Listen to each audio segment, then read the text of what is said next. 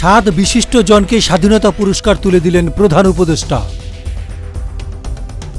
জাতীয় পর্যায়ে গৌরবোজ্জ্বল ও কৃতিত্বপূর্ণ অবদানের স্বীকৃতি হিসেবে 7 জন বিশিষ্ট ব্যক্তিকে 2025 সালের স্বাধীনতা পুরস্কার তুলে দিয়েছেন অন্তর্বর্তীকালীন সরকারের প্রধান উপদেষ্টা অধ্যাপক ডক্টর মোহাম্মদ ইউনূস।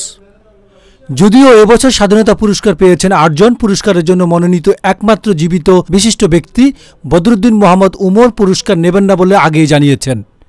শতাধিক গ্রন্থের এই লেখক আজীবন কোনো পুরস্কার গ্রহণ করেননি। তার ব্যক্তিগত এই ভাবনাকে সরকার সম্মান জানায়, তবে তার পুরস্কারের একটি কপি জাতীয় জাদুঘরে রাখা হবে বলে অনুষ্ঠানে জানানো হয়। 25 মার্চে রাজধানীর ওসমানী স্মৃতি মিলনায়তনে এক অনুষ্ঠানে স্বাধীনতা পুরস্কার 2025 তুলে দেন professor Mohammad Yunus.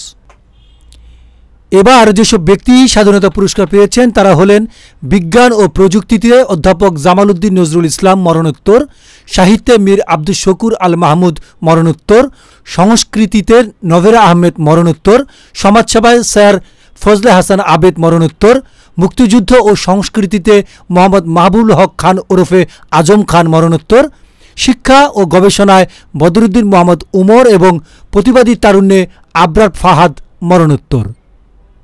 Desk report, গণমানুষের আওয়াজ।